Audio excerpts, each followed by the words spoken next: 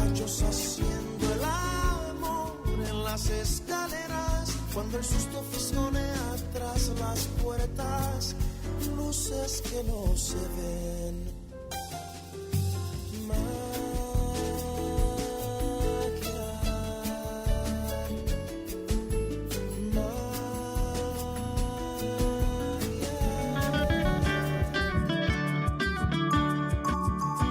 Somos la estación que te acompaña siempre. YSUCA, la voz con vos. YSUCA, siempre con vos. 91.7, la voz con vos.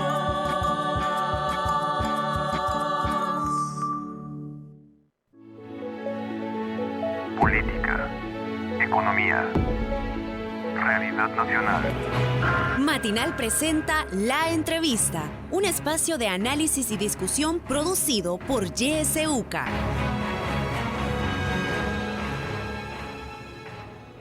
Siete con 6 minutos. Gracias por estar con nosotros esta mañana en una entrevista más de Radio YSUCA. Hoy nos está acompañando el abogado Jonathan Cisco, él es de Cristosal, para hablar sobre la intervención estatal en el servicio del transporte público. Buenos días, Jonathan, bienvenido a YSUCA. Buenos días, un gusto estar con ustedes. Saludos a los radioescuchas y a quienes nos sintonizan también por las redes sociales. Así comenzamos, bienvenidos, y también a ustedes amigos y amigas que nos sintonizan ya sea por el 91.7 y por el www.ysuca.org.sv, una buena sintonía. Este fin de semana se conoció que el presidente de la cooperativa Acost DRL, Catalino Miranda, quien tenía en concesión las rutas 42 y 152, fue detenido. En un primer momento se dijo que su detención era por subir la tarifa del pasaje. Luego en los juzgados hay un cambio y lo acusan de resistencia y desórdenes públicos. En primer lugar, aquí debemos de entender que hubo dos momentos, Jonathan. ¿Es legal detener a alguien por subir el pasaje en este país? ¿Hay cárcel y hay proceso penal por esta acción? Bueno, primero hay que establecer desde el inicio que la Constitución establece, por allá por los artículos 110 y 112, que el Estado es el ente obligado a garantizar la prestación de servicios públicos. El transporte es un ejemplo de este servicio público, así como es la salud. La salud también es un derecho de todos los ciudadanos, de toda la población, lo mismo el trabajo, una vivienda digna.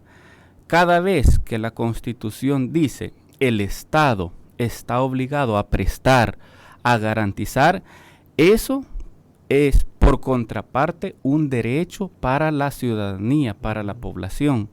Entonces, el Estado está obligado a garantizar el transporte público, que debe ser seguro, que debe ser eficiente, debe ser también accesible a la población, deben darle un buen trato. Todo eso está desde la Constitución, regulado por la Ley de Transporte Terrestre, Tránsito y Seguridad Vial y el Reglamento General de Transporte, de esa misma ley que desarrolla. Con su pregunta, cuando se comete una infracción administrativa, ya la misma ley dice cuáles son las sanciones que se pueden imponer con dicha sanción, pero acá debemos ser integrales para abordar este tema. Cuando usted analiza la Constitución, no se debe quedar únicamente con un artículo. La Constitución se interpreta como un cuerpo jurídico armónico, como un todo. A eso se le llama el principio de unidad de la Constitución. Voy a leerle, si me permite, el artículo 11 de la Constitución. Dice el artículo 11: ninguna persona puede ser privada del derecho a la vida, a la libertad, a la propiedad y posesión, ni de cualquier otro de sus derechos, sin ser previamente oída y vencida en juicio, con arreglo a las leyes, ni puede ser enjuiciada dos veces por la misma causa. Ahora, ¿qué dice el reglamento? Este es un tema desde el punto de vista jurídico bastante complejo. Incluso hay personas que conocen de leyes que si solo analizan un artículo no podrían perderse. Esta es una maraña jurídica lo que ha pasado acá. Dice el artículo 182, esto es del Reglamento General de Transporte Terrestre. Ya voy a leer bien el nombre. Artículo 182, régimen sancionatorio, disposiciones generales. Artículo 182, las transgresiones o infracciones a las disposiciones legales y reglamentarias en que incurran los permisionarios y concesionarios de los servicios de transporte colectivo de pasajeros de cualquier de carácter urbano e interurbano y demás modalidades, como también terminales de transporte terrestre, tendrán el carácter de infracciones administrativas y serán sancionadas con multa, suspensión o revocación de las concesiones y los permisos. Entonces, hay una infracción administrativa que la ley ya dice que vamos a entender por infracción. Y como también marca la pauta de cómo se va a proceder en este caso también, cuando se comete esa infracción administrativa. Nunca está diciendo se procede a captura y se decomisan unidades. Exactamente. El artículo 186 regula las faltas leves, por ejemplo, negarse a cooperar con las inspectorías de tránsito. Esta figura de las inspectorías de tránsito es importante porque por medio de la inspectoría de tránsito el Estado debe vigilar y asegurarse que los concesionarios estén dando un transporte tal como la ley lo establece. Le voy a leer algunos artículos para que usted vea el estado en que se encuentra el transporte en nuestro... Pero antes tal vez, Jonathan, solo aclarar, estas inspectorías de tránsito que se mencionan incluso en este cúmulo de reglamentos y de leyes del país, no se ven, porque para ordenar el transporte público en El Salvador muchas veces es los propios usuarios quienes están tanto al Viceministerio de Transporte o en su defecto algún medio de comunicación llamando, mire, han subido tanto el pasaje, mire, han subido, cuando lo más correcto hubiese sido la Inspectoría de Tránsito maneja estos antecedentes y con base a esto se procede. En este caso tenemos el ejemplo de don Catalino, ¿verdad? De Acosta GRL, se pasa a esta sanción administrativa, pero como no existe o no se, al menos en papel sí, pero en la realidad no hay una figura de Inspectoría de Tránsito. Sí, entonces aquí hay un problema que es histórico. El Estado no está cumpliendo con su obligación de garantizar que exista transporte público, porque no está realizando las inspectorías. El artículo 186, por ejemplo, literal L, dice que es falta permitir que los pasajeros bajen o suban al vehículo mientras éste esté en marcha. El literal K, permitir que los pasajeros vayan en los pescantes o parrillas. Literal M, permitir que los pasajeros bajen por la ruta delantera y suban por la trasera. Todas estas son faltas y son leves.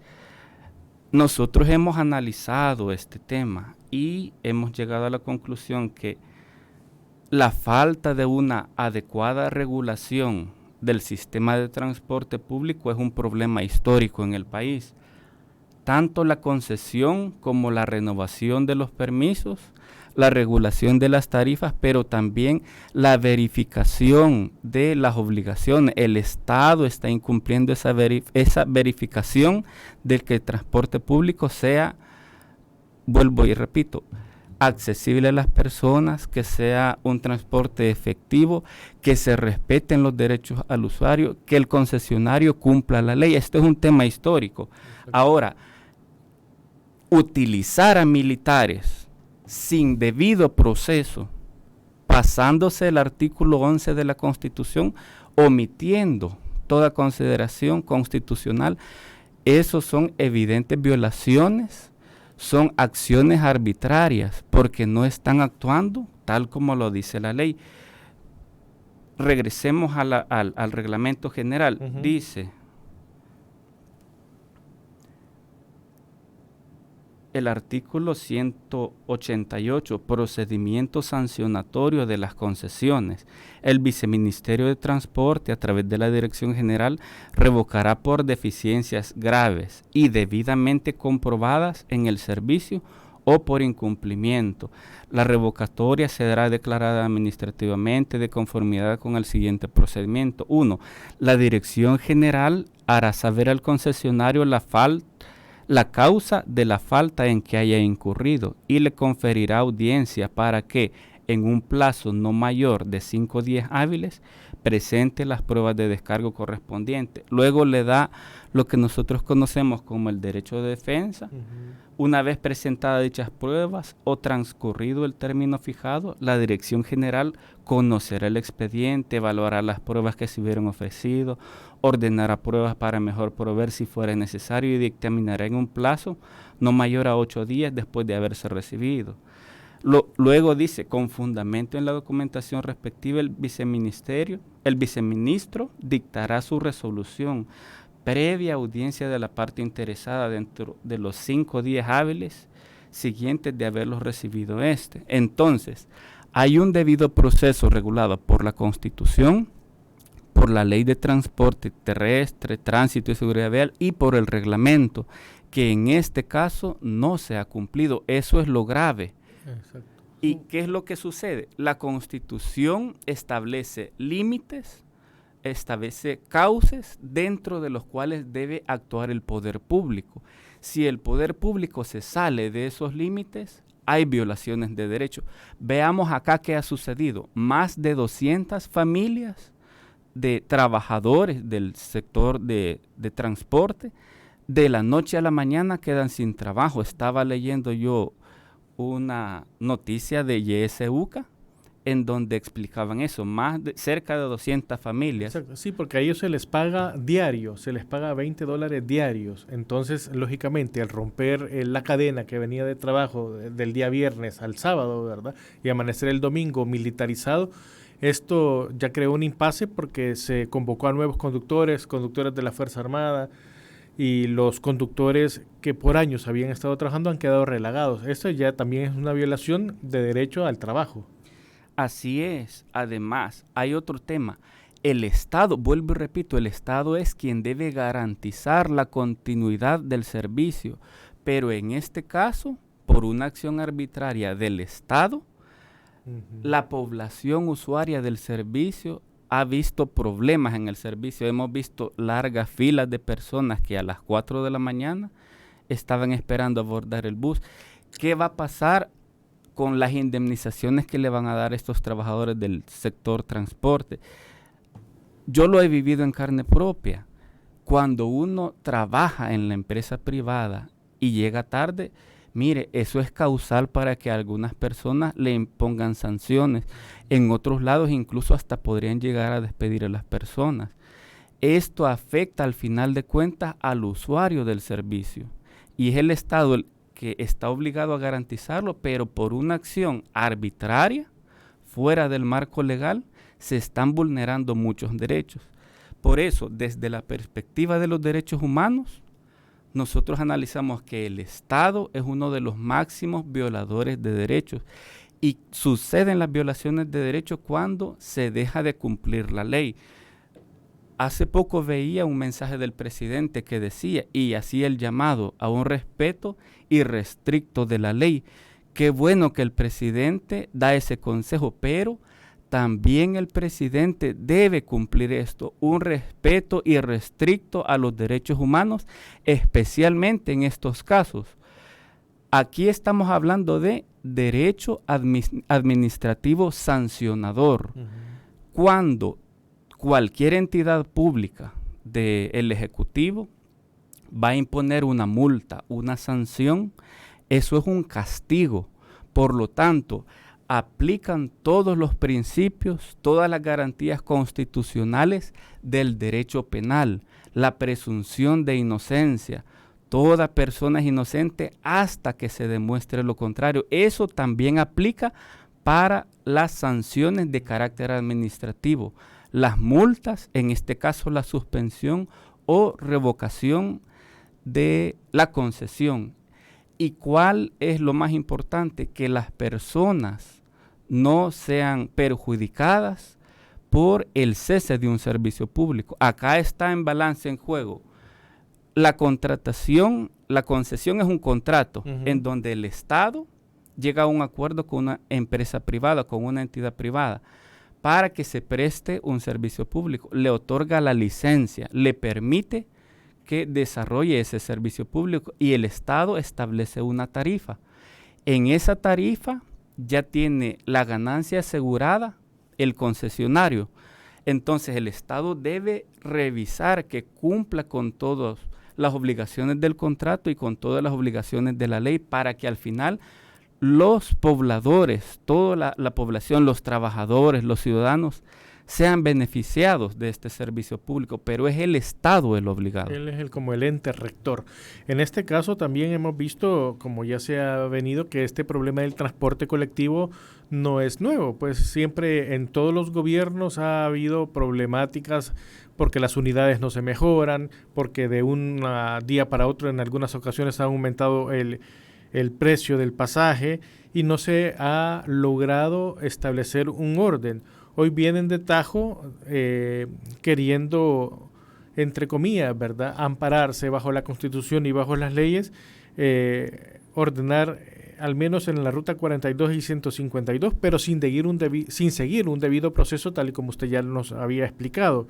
Se captura a este empresario, se le imputan algunos delitos que no son penales, sino que son administrativos, como ya usted bien nos ha estado recalcando. A raíz de todo esto también viene y se le quitan las unidades del transporte a este señor y son ahora operadas por el Estado. Entonces, en todo esto, ¿cómo puede llamársele también? Este caso sería una expropiación. No se le puede decir tampoco que es una extinción de dominio porque no se ha seguido un debido proceso tal y como se sigue con narcotraficantes o con personas que han obtenido bienes ilícitamente, sino que aquí se viene y se apodera. Es como que si tuviéramos una casa, digamos, y llegara el Estado a decirle a la familia, se van a salir de aquí porque esta casa a partir de hoy va a ser sede policial y según estudios que hemos hecho, esta casa número 14, digamos, es sede policial, sálganse por el bien común. Entonces, esto también se traduce en un abuso porque la Constitución de la República garantiza la propiedad privada. ¿Cómo puede leerse o cómo puede llamarse este acto? ¿Expropiación, extinción o simplemente abuso de poder? Mire, el Estado está obligado y facultado para regular y adoptar medidas que garanticen la prestación adecuada de este servicio público de transporte. No obstante, la intervención hecha en este caso de las rutas 42 y 152 ha sido arbitraria porque no se ha seguido el debido proceso. Yo quiero hacer énfasis en eso. Exacto. No se ha realizado el procedimiento establecido en la ley. Ahora, se le ha acusado de haber cometido presuntamente algunas acciones ilícitas. Es muy importante que en este país se respete y se fortalezca la independencia del orden judicial, porque ante cualquier violación a derechos, todos los ciudadanos tenemos nuestro derecho de defendernos ante las instancias competentes, ante la misma administración, pero cuando la violación ya se ha dado, podemos acudir ante los tribunales. Los tribunales deben ser independientes. Cada juez de la República debe aplicar la Constitución y las leyes al caso en particular. ¿Qué es lo que debe hacer el juez de la causa? Nosotros hacemos un llamado a las autoridades judiciales en general a que respeten la Constitución y las leyes, sin importar que existan presiones políticas para que resuelvan de un lado o de otro. Tienen que actuar de manera justa. Debe respetarse el debido proceso a este ciudadano y a todos los ciudadanos que sean investigados o imputados de cualquier cargo. Las autoridades, cuando existe un delito, están en la obligación de investigar, de perseguir el delito y comprobar la existencia del delito. Y es el juez el que va a ser quien analice las pruebas, quien analice los cargos que se le están imputando. Entonces, se le debe respetar el debido proceso y a esta persona, hasta que no sea declarada como culpable, él sigue siendo inocente. Debe respetarse la igualdad dentro del juicio. Cuando hablamos de derecho de defensa, desde la perspectiva jurídica se conoce como igualdad en armas. ¿Qué significa esto? Si el acusador tiene derecho a presentar pruebas de cargo, la defensa tiene también derecho a presentar pruebas de descargo. A cada alegato que realice la fiscalía, tiene derecho a controvertir el defensor, y el juez, al valorar estas dos posiciones de acusación y de defensa, es quien va a definir si en este caso existe o no una acción delictiva, si hay responsabilidad penal o no. Y eso se puede hacer en este país, dado de que desde el año pasado, el 1 de mayo, hubo un cambio abrupto de magistrados. En septiembre se extiende un decreto para jubilar, ¿verdad?, jueces con mayores de 60 años, y el tema también de mover a discrecionalidad a jueces que no brinden un resultado satisfactorio según el lineamiento, ¿verdad?, del gobierno. Hemos tenido ya experiencia de jueces que han dictaminado a favor de las leyes y han sido sustituidos o removidos. Entonces, a esta persona o en estos tipos de procesos no se puede llegar tampoco a un proceso justo debido a la falta de independencia judicial que existe en el país desde el año pasado. Exactamente. Nosotros estamos dándole apoyo legal a varios funcionarios judiciales que acudieron a nosotros, porque fueron destituidos así como han actuado. Ahora, de un día para otro, se quedan sin trabajo. Exacto. 200 familias se ven perjudicadas por esto. De la misma manera hicieron hasta con los jueces. ¿Qué ha dicho la Corte Interamericana de Derechos Humanos? A mí me gustaría estudiar esto, referirme a este tema, porque es sumamente importante la independencia judicial, porque ante cualquier acción arbitraria, lo único que puede defender los derechos de los ciudadanos son jueces honrados, jueces honestos e independientes. Entonces, el estándar internacional de derechos humanos, todos los tratados de derechos humanos que nacen desde la Declaración Universal de Derechos Humanos hasta la fecha, van dando la pauta para que toda sociedad vaya democratizándose, para que las autoridades respeten las leyes y que no vulneren los derechos de los más débiles. El Estado tiene un gran poder, puede utilizar a la fuerza pública e incluso, como en estos casos, utilizar a la fuerza militar para fines que no son constitucionalmente admisibles. La función de la Fuerza Armada está definida por la Constitución: protección de la soberanía y la integridad del territorio. Lastimosamente se han utilizado a los militares de manera generalizada para labores de seguridad pública, pero esa no es su función. Eso viene desde los acuerdos de paz para evitar que haya violaciones a derechos. Entonces, las personas, según el estándar internacional de derechos humanos, tienen derecho a un juez natural, independiente e imparcial, es decir, que no vaya a decidir tal persona es culpable o es inocente porque un político lo está acusando, porque a mí me dieron la orden políticos para que hay que armarle un tamal a esta persona y hay que dejarlo preso. Todas esas cuestiones que eran parte del pasado, lastimosamente las estamos volviendo a ver. Y aquí hay una frase que se utiliza muy seguido, varios políticos hemos visto que la utilizan y tiene mucha razón: no volver hacia el pasado. Pero con estas acciones de arbitrariedad sumamente grave, uso de la fuerza militar para fines que no son constitucionales, lastimosamente estamos regresando al pasado. ¿Qué sucedía antes? El presidente de la Corte Suprema de Justicia le llamaba a los jueces: mire, a este déjemelo libre, mire, a este sáquemelo, a este téngamelo preso varios días. Así funcionaba el sistema de justicia anteriormente. Cuando había un sistema autoritario, estábamos en una época de dictadura cívico-militar y no había independencia judicial. Por eso fue que en los acuerdos de paz se modificó el procedimiento para elegir a magistrados y a los jueces. Se crea el Consejo Nacional de la Judicatura, que es quien evalúa la hoja de vida, la trayectoria de cada uno de estos profesionales. Realiza una propuesta a la Corte Suprema de Justicia y la Corte Suprema de Justicia es la que finalmente decide nombrar a funcionarios judiciales.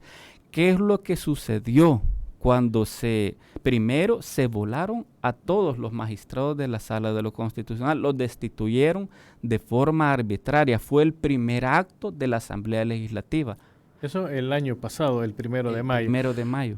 Cuando regresemos de la pausa, vamos a seguir caminando cómo es que se ha arrebatado esta independencia judicial, que ya se han dado algunos pincelazos desde el 1 de mayo del año pasado, y también cómo esto se pretendió superar con los acuerdos de paz. Sin embargo, solo ha quedado en papel y al parecer ahora se ha convertido en letra muerta. 7:31, una pausa y regresamos con más de la entrevista en breve. Buenos días. Celebra la vida junto a nosotros. YSUCA 91.7 FM. Las minas en abandono son una bomba de tiempo de las que nadie se hace responsable. El Ministerio de Economía reportó 15 minas abandonadas en la zona oriental de El Salvador y están contaminando el agua. Estos lugares necesitan de restauración y remediación por los daños ambientales que provocaron las empresas mineras por la explotación de oro, plata y otros minerales en el pasado. A 5 años de la ley de prohibición de la minería metálica, demandamos del Estado resolver la problemática de los pasivos mineros ambientales. Mesa Nacional frente a la minería metálica en El Salvador. Invitamos a que el gobierno salvadoreño pueda sumarse al compromiso con los derechos de las personas con discapacidad. A través de una pronta aprobación de un reglamento y asignación presupuestaria para la efectiva implementación de la Ley Especial de las Personas con Discapacidad y una gestión inclusiva de riesgos y desastres. La discapacidad no la tiene la persona, sino el entorno que la discapacita. ¡Avancemos con inclusión! Esta es una campaña del programa Implementación del Marco de Sendai en América Central, con el apoyo de Fundación Cordes, ABU International y la cooperación alemana.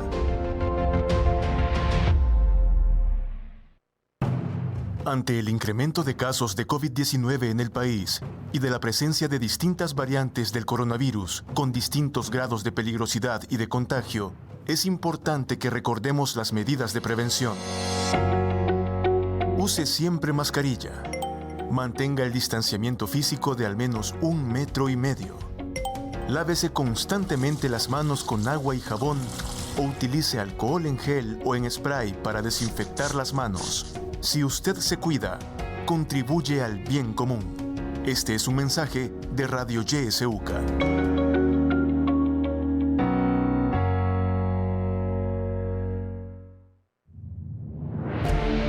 Sintoniza Radio YSUCA en el 91.7 del FM. La voz con vos.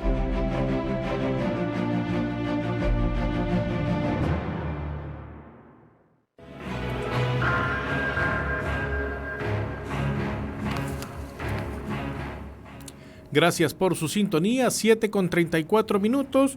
Vamos a escuchar ahora y también a leer algunos comentarios que ya están llegando por las distintas formas a YSUCA.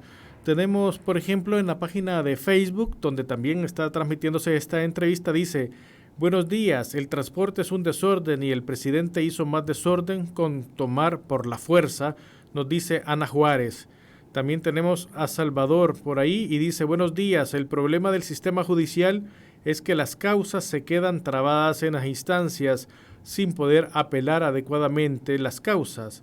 Si el juez dice no o no quiere ver, ahí se traba usualmente todo. Sería más conveniente grupos de jueces o ciudadanos como corte, nos propone Salvador. También nos han puesto por acá: cuando la Corte dice el Estado no habla de, cuando la Constitución dice el Estado no habla de una persona o de sus antojos, sino que es el orden jurídico establecido en un país, se puede procesar a este presidente, el cual alguien ya dijo que está demente. Saludos, nos ponen. Y vamos a escuchar 2 audios también a través de la plataforma de WhatsApp que han llegado hasta cabina. Lo que yo noto y veo en este tema del transporte es porque solo a don Catalino Miranda. Y son varias gremiales las que tienen el problema bastante complejo del transporte. Lo que sí se nota que a lo mejor don Catalino es un poco más crítico y ha tenido actividad en las redes sociales y en la prensa, haciendo declaraciones sobre el problema del transporte. Yo creo que el mensaje es de que todo aquel que critica al gobierno es un opositor y hay que confiscarle algo. No sé si algo me pueden responder acerca de eso. Ahí está, y rápidamente un nuevo mensajito de voz. Muy buenos días, Gerardo. Muy buenos días, Jonathan. Creo que los argumentos jurídicos y todas las acciones judiciales que se pudieran iniciar en este momento son casi seguras que no van a tener impacto, no van a revertir, o hay muy pocas probabilidades de revertir la decisión ya tomada. Parece ser que en este momento todas las decisiones están con cálculos políticos. Si tengo apoyo, si he logrado hacer una buena campaña mediática para tomar una decisión, y los indicadores o los números en las encuestas o el cálculo político me ajusta, tomo la decisión. En este momento al presidente le urge desviar la atención de la crisis económica que está pasando el país. Los productos en los súperes, los productos en el mercado, la canasta básica, la gente de a pie está teniendo menos poder adquisitivo. Esto es producto de la pandemia, producto de la crisis internacional, pero también es producto de las malas decisiones que el presidente ha tomado en este país: el invertir en el Bitcoin, invertir en el archivo Wallet, invertir en el archivo PET, invertir en las cabinas. Solo el hospital es un gasto innecesario porque no está realizando la función, ni siquiera la que se planificó, ni siquiera la que él mismo prometió. Y es un vacunario, fue un vacunario, se centralizó, es decir, una gestión a la luz de evaluación de política pública sumamente improvisada. Entonces necesita desviar la atención. El cálculo político le da que intervenga a las rutas de buses. Eso no lo va a hacer con todas las rutas, simple y sencillamente es un desviar la atención en este momento. Creo que la ruta no es siempre buscar lo judicial, pero no tener esperanzas en lo judicial. Es de hacer conciencia para todos los salvadoreños. Un saludo. Saludos y muchas gracias. Y por acá también nos dicen cómo se puede fortalecer el Estado de Derecho. Si vemos, Jonathan, todo esto, las preguntas y las inquietudes y algunos comentarios que nos han hecho los amigos y amigas que nos están sintonizando, siempre tienen como base el punto de partida o la médula el tema de la independencia judicial. Y ya lo mirábamos, sin esta independencia judicial que se rompió el pasado 1 de mayo, prácticamente se paraliza todo y se vuelve a la época antes de la guerra y cuando estábamos con la guerra, cuando se llamaba desde la Corte Suprema de Justicia: déjemelo preso, suéltelo unos días nada más. Entonces volvemos a esos días y con esta independencia judicial rota, que como usted ya lo explicaba, el 1 de mayo de tajo se cambió la Sala de lo Constitucional de la Corte Suprema de Justicia. ¿Qué se puede esperar ahora con una independencia judicial rota y sin un proceso justo también? Hemos visto ya distintos procesos judiciales y hoy lo estamos volviendo a ver en el tema de Catalino Miranda, que no hay una justicia seria. ¿Cómo poder volver a retroceder a esta justicia y retomar la pequeña tal vez independencia judicial que se tenía? Bueno, este tipo de acciones precisamente son el resultado de la falta de independencia judicial, del debilitamiento de las instituciones de control, porque no solo la Corte Suprema de Justicia, diferentes entidades de control han sido desmanteladas o cooptadas. Qué buen mensaje el que el ciudadano nos dice. Hay que concientizar. Ahora, nosotros hacemos el llamado también a accionar las diferentes instancias, a acudir a las instancias competentes para que quede registro de todas las violaciones a los derechos fundamentales que están sucediendo. Es cierto que lo que dice el otro radioescucha, ¿y por qué solo a esta persona? Los abusos en el servicio de transporte público deben ser corregidos y sancionados en todos los casos que lo amerite, pero debe fundamentarse en el respeto a la ley. La situación reciente evidencia la necesidad de medidas integrales y de políticas públicas sobre el tema de transporte, evitando así acciones improvisadas que finalmente afectan derechos a la población que usa estos servicios. Este caso es una de varias vulneraciones a derechos, pero eso es lo preocupante, se están dando violaciones de forma generalizada. No se está siguiendo el debido proceso y esto evidencia un accionar sistemático de abuso de la autoridad. Por eso es tan importante que veamos el tema de la independencia judicial. Y quiero hacer un anuncio. Hoy, el día de hoy, en unas pocas horas, a las 9 de la mañana de El Salvador, hay una audiencia en la CIDH, la Comisión Interamericana de Derechos Humanos. Se llama Situación de la Independencia Judicial en El Salvador. Ya lo decíamos, el primer acto que realizó la Asamblea Legislativa fue destituir a los magistrados de la Sala de lo Constitucional, que era un freno efectivo.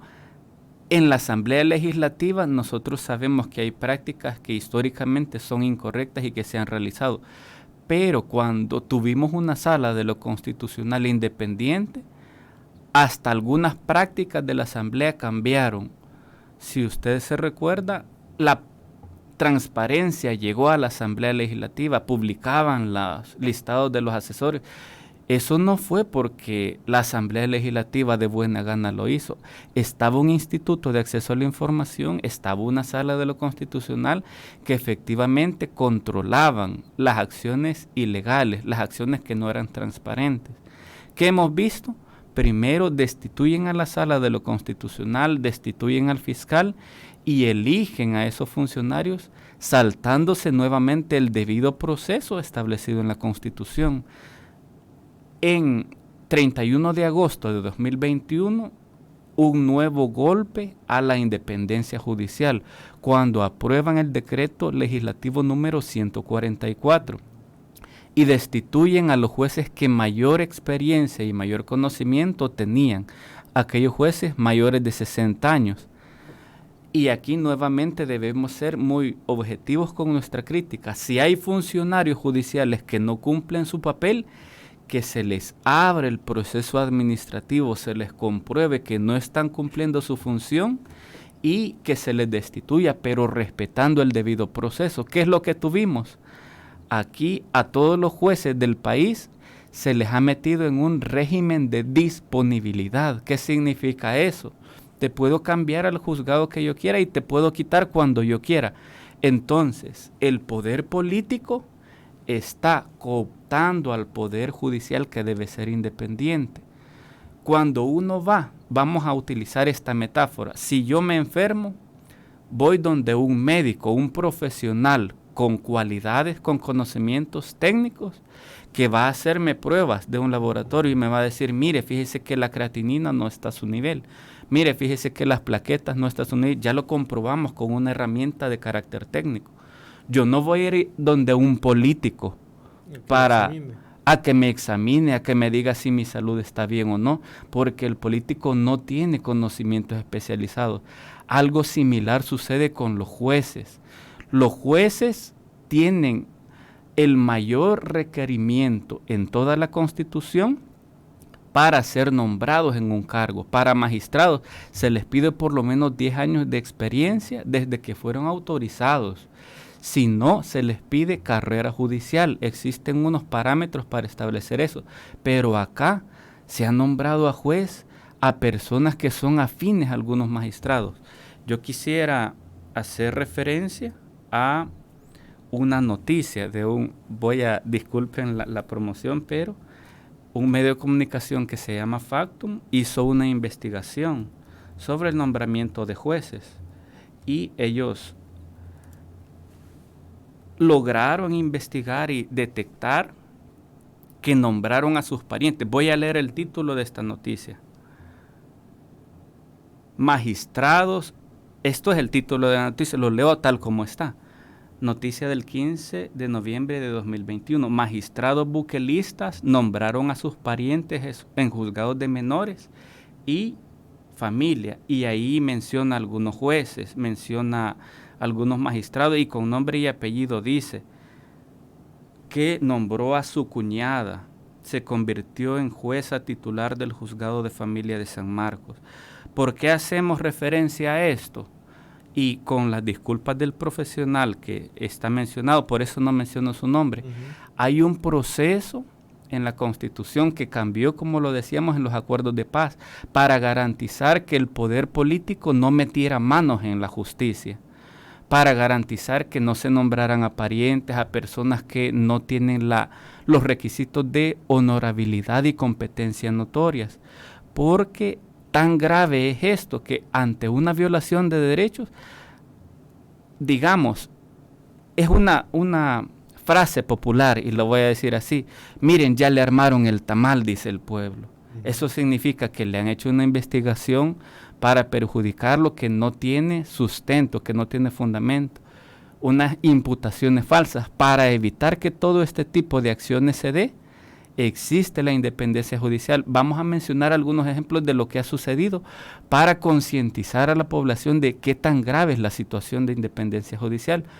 Usted recordará que hace poco, hace cerca de un mes y medio, creo yo, una diputada acusó a una investigadora de haber cometido un delito en contra de ella. Especialistas en derecho penal dijeron, mire, ahí no hay fundamento de esa acusación. La jueza del caso decidió no admitir la acusación porque no tenía fundamentos. ¿Qué fue lo que hizo la Corte Suprema de Justicia en este caso en particular? Trasladaron a la jueza, la movieron hacia otro juzgado y el traslado también vulnera el derecho a la población, a un juez natural, independiente e imparcial. Desde la perspectiva jurídica está prohibido que se nombren jueces ad hoc. ¿Qué significa un juez ad hoc? Significa un juez para un propósito en particular. Entonces, una vez nombrado un juez en su cargo, tiene estabilidad en el cargo para proteger en contra de cualquier tipo de injerencia del Poder Ejecutivo, del Poder Legislativo. A eso se le llama independencia judicial horizontal, que ningún otro órgano o poder del Estado, porque así lo entienden mejor las personas, que el Poder Ejecutivo no incida en la justicia, en el sistema de justicia, que el Poder Legislativo no incide en el sistema de justicia. Y también existe la independencia judicial de carácter vertical. ¿Qué significa? La Corte Suprema de Justicia, el presidente de la Corte Suprema de Justicia no puede llegar al juez de paz a decirle, mire, quiero ver qué está decidiendo. Acá el presidente de la Corte Suprema de Justicia, cuando decidieron remover al juez que está llevando el caso del Mozote, que estaba llevando, porque al final lo quitaron, él dijo, se va a nombrar a otro profesional y vamos a estar pendientes de la calidad de las resoluciones. Esto son declaraciones sumamente graves porque significa que la Corte Suprema de Justicia va a estar revisando qué decidan los jueces y los va a decidir quitar, trasladar, remover, nombrar otros jueces. Y tan grave es la situación que los nombramientos de jueces ya no son públicos. Entonces, no hay independencia judicial y no hay transparencia, pero además se han estado nombrando a familiares de magistrados. Es sumamente grave. Y es importante que nosotros hagamos conciencia en la población que si perdemos la independencia judicial, estaríamos nosotros sometidos al arbitrio, a las arbitrariedades y a los abusos del poder desde otras instancias, desde viceministerios, ministerios, direcciones, desde el Ejecutivo, pero también desde el Legislativo, cuando se aprueban leyes que van contra la Constitución. Hace unos meses también se aprobó una reforma al Código Procesal Penal y se regula por medio de la ley una figura que se conoce como los agentes encubiertos digitales. Pero ahí nosotros hemos observado que se ha violado la Constitución. En torno a este tema hemos preparado una demanda de inconstitucionalidad y la vamos a presentar este día jueves. Ahí, en este tema de los agentes encubiertos, ¿dónde estaría la inconstitucionalidad? Porque a simple vista la gente diría, bueno, van a estar revisando. Pero esto tiene un trasfondo también, porque tanto con el tema de la independencia judicial, el tema de advertirle a los jueces que se va a estar analizando la calidad de sus sentencias y ahora estos agentes, todo está apuntando también a una instrumentalización del sistema judicial y también a una politización partidaria. Sí, es sumamente grave. Hay un ciudadano que tenía mucha razón. Mire, ¿y por qué no nombran a ciudadanos como jueces? Es que eso dice la Constitución. Y la jurisprudencia de la Sala de lo Constitucional fue muy clara en eso. Se deben nombrar a los profesionales por sus méritos. Se debe realizar un análisis y documentar tanto la competencia notoria como la honorabilidad notoria. No pueden ser militantes de partidos políticos. En el Instituto de Acceso a la Información Pública, mire, han nombrado a una persona que fue candidata en las elecciones internas de un partido político que tiene mucho poder en la Asamblea Legislativa. No vamos a decir qué partido político es, pero no tienen muchas ideas nuevas. Están regresando al pasado con este tipo de acciones y es sumamente grave.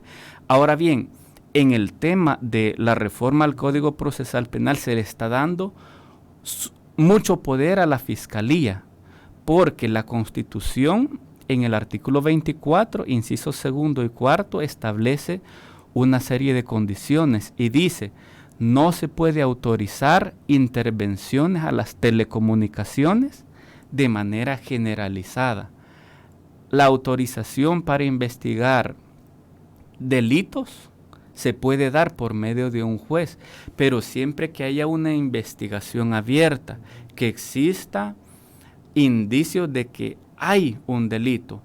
Hemos visto en los últimos días que hay muchas mujeres que se están viendo perjudicadas por delitos informáticos. El tema, por ejemplo, del fraude que han hecho masivo con la Chivo Wallet, muchas personas han sido víctimas de suplantación de identidad y ahí presentamos una demanda de amparo ante la Sala de lo Constitucional, pero como esta sala está cooptada, mire, no ha ni siquiera admitido la demanda. Hay otras demandas que se presentaron después y ya las admitieron, ya dictaron una resolución, hasta medidas cautelares.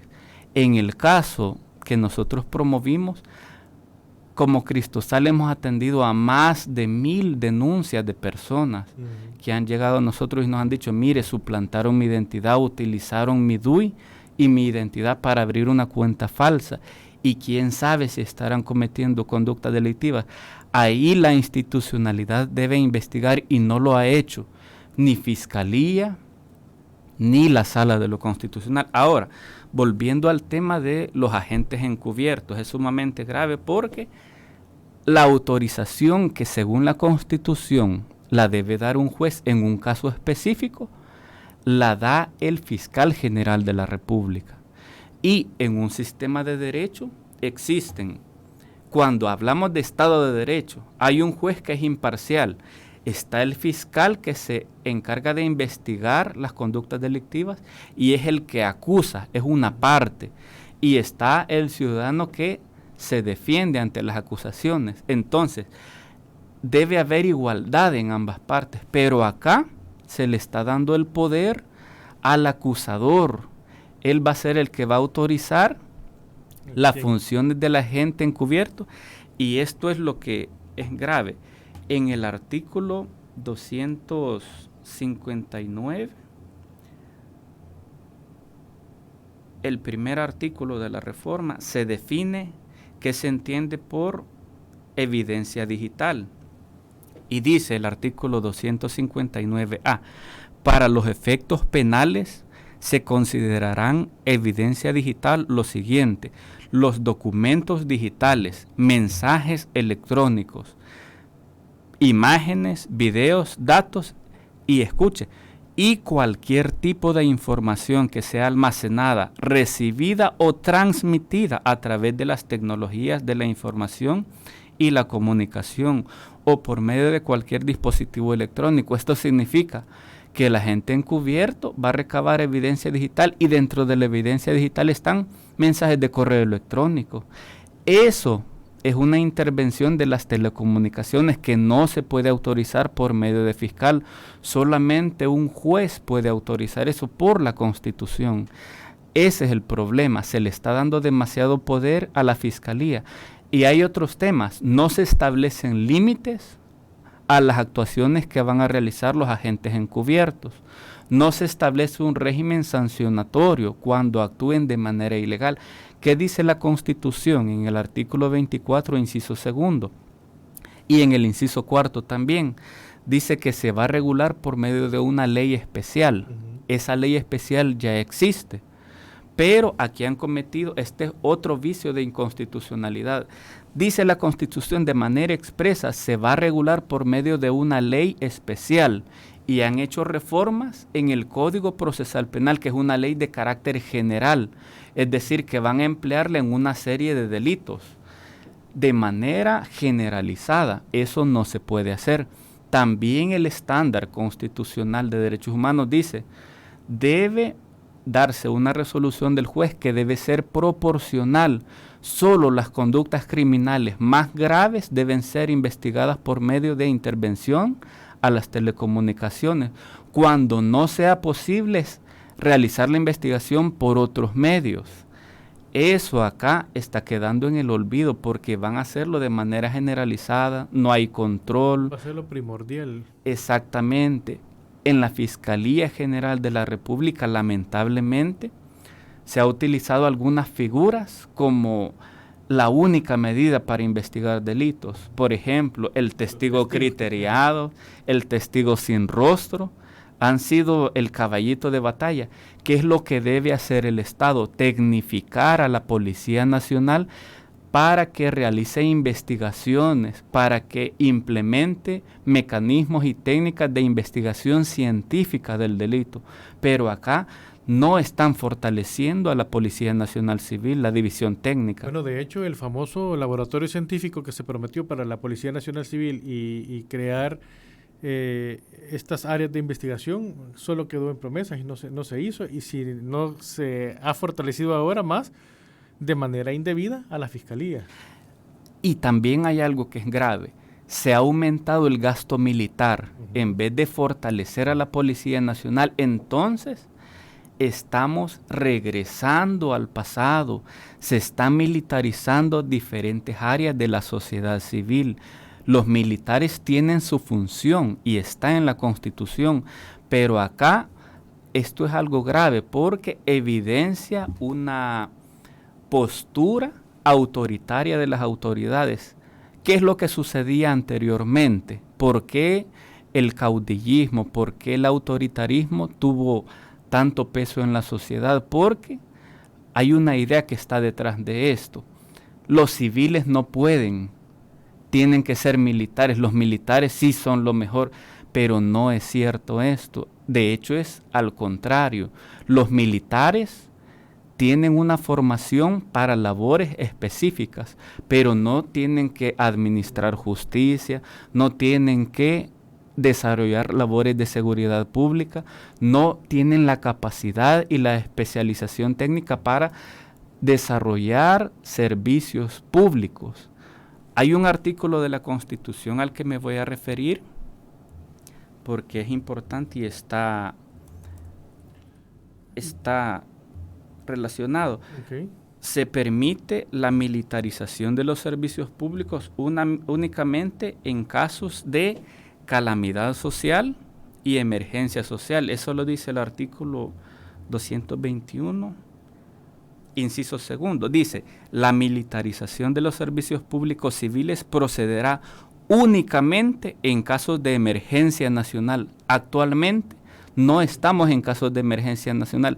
Hay una violación directa al artículo 221 en muchas de las acciones arbitrarias, en muchos de los abusos que hemos venido observando, que se ha convertido lastimosamente en un lugar común. Es una práctica generalizada en el Estado. Pero no debe de ser. Jonathan, con esta idea cerramos esta entrevista, dándole gracias por su participación y por hablarnos también de cómo ha sido una violación sistemática a la Constitución y a leyes, de partir desde el tema de la captura del empresario, ¿verdad?, Catalino Miranda, pasar por la militarización, pasar ahora también por la suplantación que se quiere hacer de la Corte Suprema de Justicia y abogados de parte de la Fiscalía. Gracias por compartir con nosotros y con la audiencia. Muchas gracias a ustedes y veamos la audiencia de la CIDH sobre independencia judicial. A las 9 de la mañana, 8:01, así finalizamos esta entrevista. Le esperamos mañana, siempre a partir de las 7 de la mañana.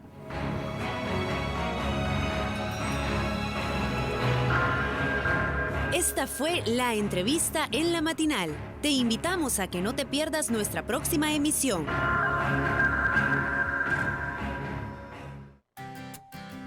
En Radio YSUCA celebramos la vida. Buenos días.